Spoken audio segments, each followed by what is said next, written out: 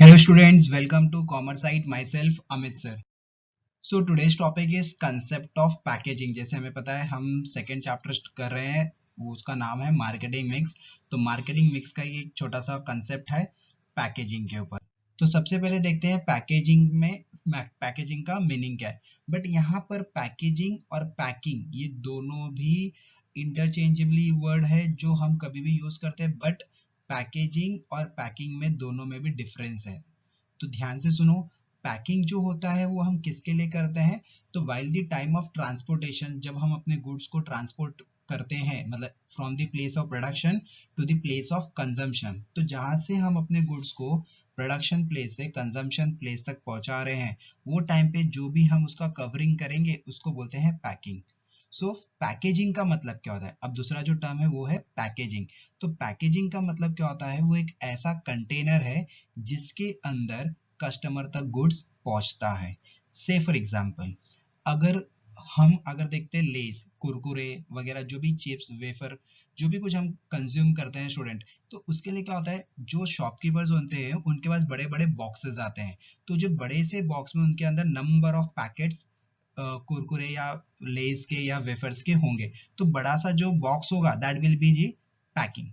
लेकिन जब वो पैकेट जो होता है जो शॉपकीपर हमें देता है, जब हम उसको पैसे देते हैं वो वेफर के लिए, तो वो जो पैकेट होता है उसको बोलते हैं पैकेजिंग. सो पैकिंग और पैकेजिंग डिफरेंट वर्ड है. पैकिंग किसके लिए किया जाता है, so for the transportation purpose के लिए. और पैकेजिंग किसके लिए किया जाता है, फॉर द अल्टीमेट कस्टमर के लिए. तो हम पैकेजिंग जो है उसको हम लोग क्यों करते हैं, सो दैट हमारे प्रोडक्ट को थोड़ा अच्छे से डेवलप करने के लिए और अच्छे से अट्रैक्ट करने के लिए. सो हमें ये ध्यान देना है while the time of packaging, हमें उसकी जो डिजाइन होनी चाहिए पैकेज की, वो बहुत ही अट्रैक्टिव और बहुत ही क्रिएटिव होनी चाहिए. So essentials of a good package. Good package के क्या क्या इसेंशियल्स है, मतलब उसके क्या क्या इंपॉर्टेंस. तो सिंपल वे में जो क्वेश्चन है वो है इंपॉर्टेंस ऑफ गुड पैकेज. तो सबसे पहला क्या हो रहा है, सुटेबिलिटी. तो जो पैकेजिंग करने वाले हैं हम, वो कैसे होना चाहिए, वो प्रोडक्ट के हिसाब से सुटेबल होना चाहिए. जैसे फॉर एग्जांपल मैंने लिया है मेडिसिन. जो मेडिसिन होता है स्टूडेंट, वो मोस्टली हमें कौन से पैकेजिंग में मिलता है, तो ग्लास बॉटल्स में मिलता है. हमें प्लास्टिक के बॉटल में कोई भी मेडिसिन, मतलब वो जो भी सिरप हम जो भी कंज्यूम करते हैं, तो वो जिस उसकी जो भी बॉटल्स होती है वो ग्लास की बॉटल होती है. क्यों होती है, सो दैट उसकी जो इफेक्टिव है प्रोडक्ट की, वो जल्दी से खराब नहीं होनी चाहिए. अगेन से फॉर एग्जांपल, अगर कोई ग्लास प्रोडक्ट है, कांच की कोई सामान है, तो उसका जो पैकेजिंग होगा तो उसको प्रॉपर हम लोग कुशन लगाएंगे, सो दैट कभी भी ट्रांसपोर्टेशन टाइम में या हैंडलिंग टाइम पे वो कुशन के वजह से जो हमारा जो ग्लास है, जो हमारा जो कांच का प्रोडक्ट है, वो डैमेज नहीं होना चाहिए. सेकेंड बोल रहा है हैंडीनेस. तो पैकेजिंग हमें ऐसे करना है जो कस्टमर के लिए सुटेबल हो. जैसे आज हमें पता है कि मार्केट में प्लास्टिक टोटली बैन हो चुका है.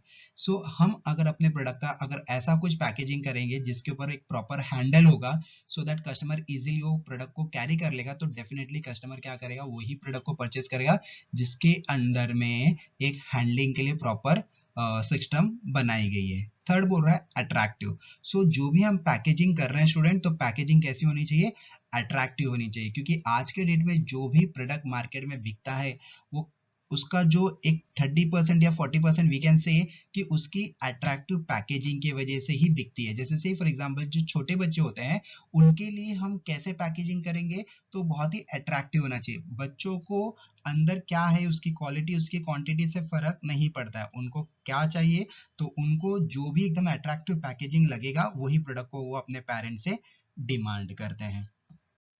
देन नेक्स्ट पॉइंट बोल रहा है बायर स्पेसिफिकेशन.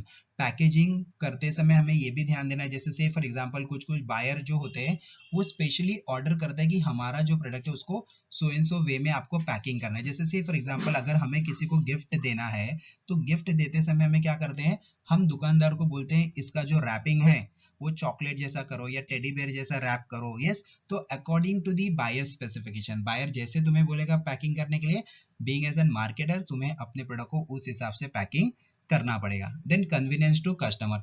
तो जो भी प्रोडक्ट हो, मतलब जो भी पैकेज होना चाहिए, वो इजीली कैरी करने के लिए भी इजी हो, प्रॉपर हैंडलिंग उसमें सिस्टम बना हो, यस, और जो भी वो प्रोडक्ट यूज कर रहा है वो प्रोडक्ट भी अकॉर्डिंग टू द पैकेजिंग होनी चाहिए। और मेक श्योर जो भी साइज होनी चाहिए पैकिंग की, या साइज या शेप बोल सकते हैं, वो कैसी होनी चाहिए, वो कन्वीनियंट होनी चाहिए, वो इनकन्वीनियंट नहीं होनी चाहिए। मतलब अगर कस्टमर के लिए अगर इजी रहेगा वो प्रोडक्ट को कैरी करने के लिए with the help of packaging, तो ही वो कस्टमर क्या करेगा, उस प्रोडक्ट को परचेज करेगा, अदरवाइज उस प्रोडक्ट को परचेज करने वाला नहीं है। देन बोल रहा है कन्वीनियंस टू डीलर, तो हमें पैकेजिंग करते समय हमें अपने डीलर के बारे में भी ध्यान रखना है।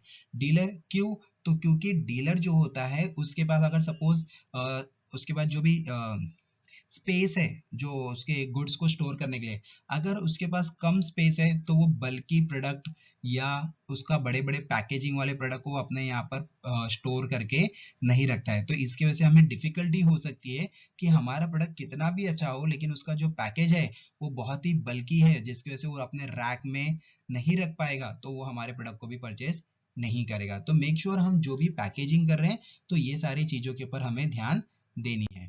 देन नेक्स्ट पॉइंट बोल रहा है डिपेंडेबल, तो जो पैकेजिंग है वो डिपेंडेबल होना चाहिए, क्योंकि आज के डेट में कस्टमर जो भी प्रोडक्ट परचेज करता है वो जस्ट बिकॉज ऑफ पैकेजिंग देखे, क्योंकि उसको लगता है जो भी पैकेट के ऊपर जो भी चीजें छपी है, जो भी प्रिंट हुई है, जो भी उसके ऊपर लिखा हुआ है, होप सो उसके अंदर भी वही सारी चीजें मिलेगी। अगर उसको उस हिसाब से उसकी क्वालिटी क्वांटिटी अगर नहीं मिलेगी अकॉर्डिंग टू द पैकेजिंग, तो कस्टमर नेक्स्ट टाइम से तुम्हारा प्रोडक्ट परचेज नहीं करेगा।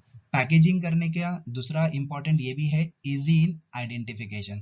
So with the help of packaging customer हो, डीलर हो, सेलर हो, उनके लिए इजीली वो आइडेंटिफाइबल हो जाता है कि हमने जैसा भी पैकिंग पे जो भी सिंबल या जो भी मार्क बनाया है, यस, तो कस्टमर अगर बोलेगा से फॉर एग्जांपल कि मुझे येलो पैकेट वाला दे दो, बिस्किट येलो कलर के पैकेट में जो बिस्किट आता है वो दे दो, छोटा सा बच्चा, तो हमें समझ में आना चाहिए कि येलो कलर के पैकेट में क्या आता है। So most of the time हमें मोनाको बिस्किट मिलता है येलो कलर के पैकेजिंग में। सो मेक श्योर कि जो भी तुम पैकेटिंग कर रहे हो तो वो कस्टमर के लिए, डीलर के लिए या सेलर के लिए वो इजीली आइडेंटिफाइबल होना चाहिए।